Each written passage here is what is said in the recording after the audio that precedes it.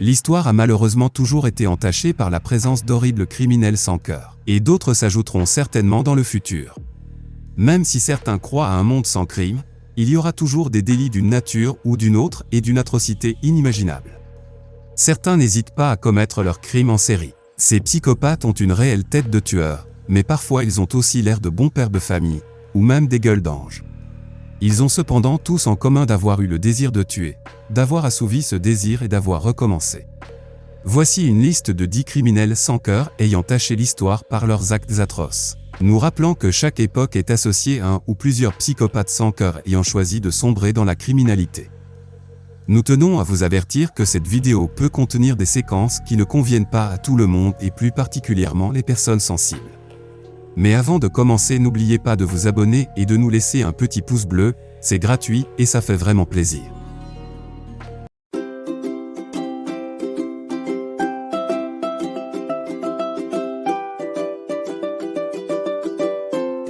Numéro 1, John Wayne Gacy ou le clown tueur.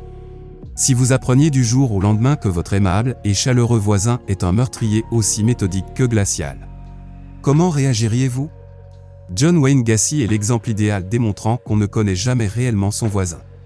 Homme respectable s'engageant dans plusieurs causes, Gacy n'en demeure pas moins l'auteur de 33 meurtres de jeunes hommes.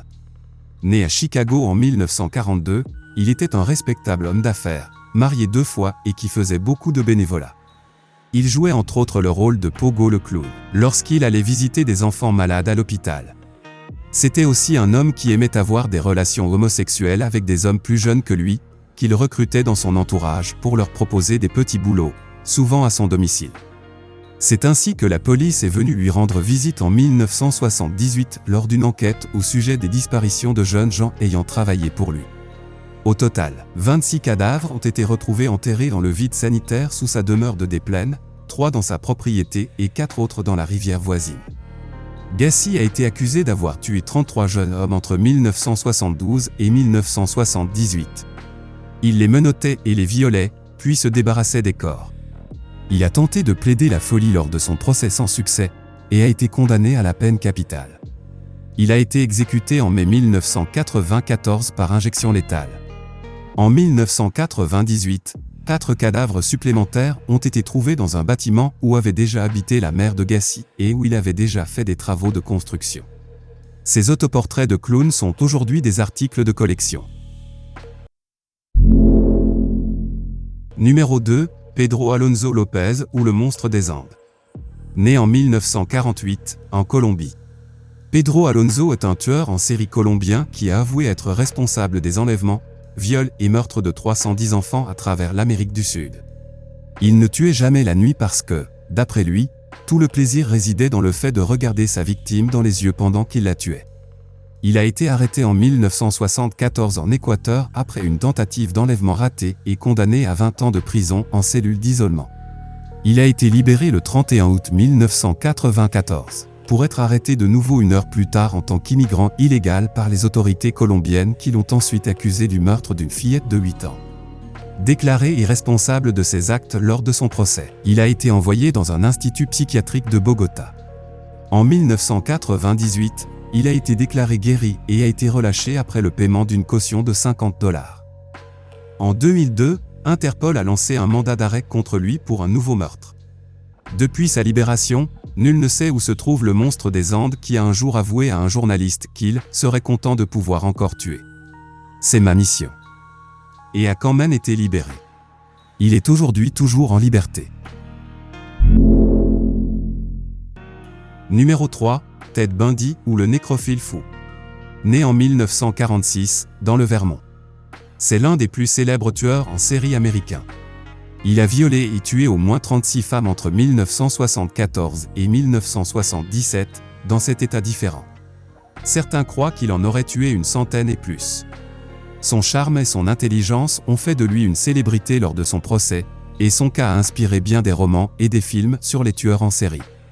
Cet étudiant en droit d'apparence soigné et sans dossier criminel a été arrêté une première fois en 1977, mais a réussi à 2 reprises à s'évader de façon spectaculaire. Le 10 janvier 1978, il a été placé sur la liste des 10 criminels les plus recherchés par le FBI. Le 15 février, il a été arrêté définitivement. Il a assuré lui-même sa défense et a été reconnu coupable de plusieurs meurtres et viols. Sa technique pour attirer ses victimes était toujours la même, il faisait semblant d'être blessé, en portant un bras en écharpe par exemple, et demandait à la jeune femme de l'aider à porter un paquet dans sa voiture. Il a décapité au moins 12 de ses victimes et a conservé les têtes dans son appartement, comme autant de trophées. Or, ce qui a horrifié la population américaine est qu'il pratiquait des actes de nécrophilie sur les cadavres de ses victimes. Il a été exécuté sur la chaise électrique en 1989 à l'âge de 43 ans. L'histoire de cet homme qui avait tout pour réussir à troubler toute l'Amérique. Numéro 4, Tug Behram, le plus meurtrier. Né vers 1765, Tug Behram est un Indien tristement célèbre pour ses crimes odieux. Il était un membre très actif des Tugs, un groupe religieux qui aurait fait un nombre incalculable de victimes. Il détient un triste record, celui du plus grand nombre de victimes. Il aurait tué 931 personnes par strangulation. L'ensemble de ces crimes ont été perpétrés entre 1790 et 1840 au nom de la déesse hindoue de la destruction Kali. Pour ses offrandes, il avait l'habitude d'étrangler ses sujets avec un rumal, un foulard de cérémonie utilisé par les Tugs. Le tueur Tug Behram a perdu la vie, à l'âge de 75 ans, à la suite d'une pendaison intervenue en 1840. Numéro 5, Harold Frederick Shipman, le médecin tueur. Né en 1946 en Angleterre, Harold Shipman cachait bien son jeu.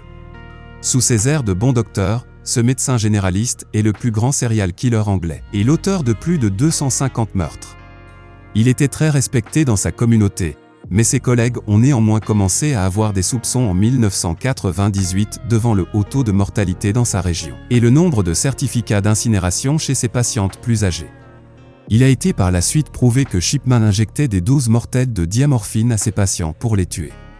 Il forgeait ensuite de faux testaments pour hériter de grosses sommes d'argent et incinérait les corps pour détruire toute preuve.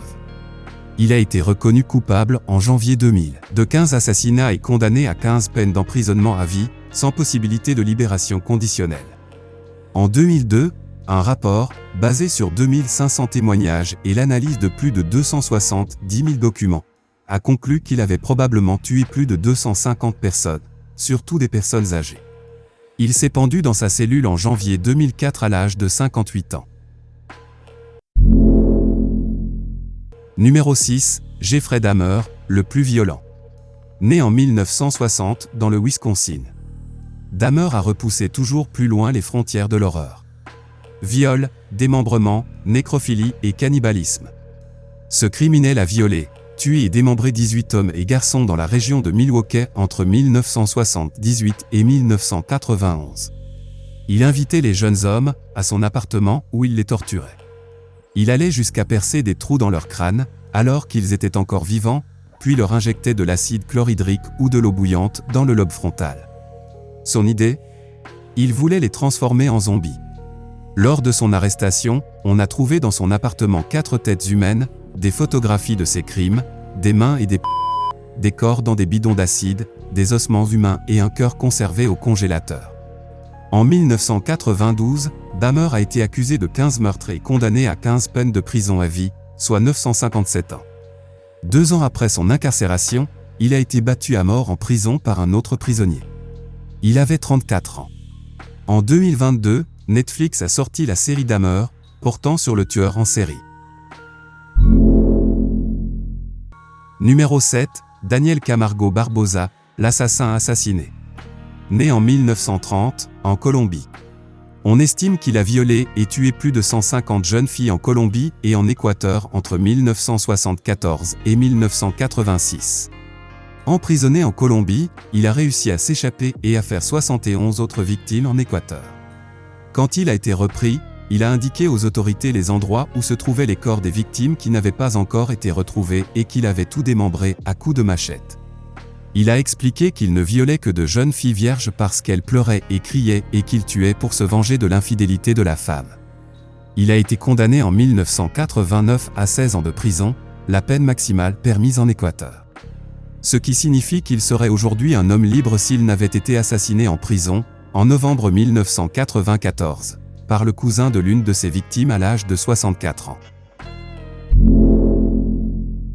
Numéro 8, H.H. Holmes ou la bête de Chicago. Dans l'histoire des États-Unis, Holmes reste le premier et le plus ancien tueur en série répertorié. Ceci lui vaut le surnom de la bête de Chicago, ville où il a le plus sévi. Même si toute la lumière n'a pas été apportée aux horreurs qu'il a commises, la justice lui attribue entre 20 et 200 victimes. Il y a effectivement un grand écart entre les deux nombres, mais les sources de l'époque compliquent l'estimation exacte de ces crimes. Déjà connu pour des fraudes diverses alors qu'il était étudiant en médecine, son activité de tueur en série aurait véritablement commencé en 1885 lors de son emménagement à Chicago où il tua pour la première fois. Il a fait construire un immeuble de 3 étages qu'il a organisé comme un véritable château de l'horreur. Trappes, chambres secrètes, salles de torture, accès cachés et couloirs labyrinthiques. L'endroit est devenu un hôtel dans lequel Holmes tuait et torturait les clients jusqu'à se débarrasser des corps dans la cave. Il est finalement arrêté en 1894 et aurait avoué près de 27 meurtres avant d'être pendu. Le problème, c'est qu'en recoupant le nombre de disparitions locales de l'époque, on pense que le vrai nombre pourrait monter jusqu'à 200. Holmes a inspiré notamment le film Psychose de Hitchcock et la saison 4 d'American Horror Story sur l'hôtel. Vous voyez le tableau. Numéro 9, Andrei Chikatilo, le boucher de Roslov. Chikatilo a vu le jour en Ukraine en 1936. Et comme tous les tueurs en série, il possède une apparence plutôt sage, d'autant plus qu'il est un homme instruit. Il a notamment étudié les langues, la littérature et le génie mécanique, mais il a préféré exceller dans un autre domaine, le crime en série. Son palmarès se compose officiellement de 52 femmes et enfants tués dans la période de 1978 à 1990. Mais plus tard, au cours des procès qui ont suivi son arrestation, les enquêteurs ont confirmé d'autres meurtres effroyables, dont 21 garçons de 8 à 16 ans, 14 fillettes du même groupe d'âge et 17 femmes. Le mode opératoire d'Andrei consistait à torturer et assassiner ses victimes, puis à les mutiler et à consommer leur chair, surtout les seins et les organes sexuels. Numéro 10, Joachim Kroll, le cannibale. Né en 1933, Kroll a été arrêté en 1976 pour l'enlèvement d'une fillette de 4 ans. Quand les policiers sont arrivés à son domicile, ils y ont trouvé le corps découpé de l'enfant. Des morceaux se trouvaient dans le frigo, une main cuisait dans une casserole et les intestins étaient coincés dans le vide-ordures. Kroll a admis avoir tué la fillette et a fourni tous les détails concernant 14 autres meurtres entre février 1955 et 3 juillet 1976. 13 des victimes étaient des femmes. Elles ont été violées, puis étranglées, poignardées ou noyées. Des tranches de chair ont été découpées des fesses et des cuisses de certaines d'entre elles. Après un procès qui aura duré 151 jours, Kroll a été reconnu coupable de 8 meurtres et d'une tentative de meurtre. Il a été condamné à 9 peines d'emprisonnement à perpétuité. Il est mort en prison en 1991 d'une crise cardiaque à l'âge de 58 ans. Nous arrivons à la fin de cette vidéo. N'oubliez pas de nous laisser un petit pouce bleu si la vidéo vous a plu, de vous abonner et d'activer la cloche de notification. Et dites-nous en commentaire lequel de ces 10 tueurs en série vous a le plus terrifié. Et enfin, n'oubliez pas d'en bavarder sur votre oreiller ou en toilette, on ne juge pas.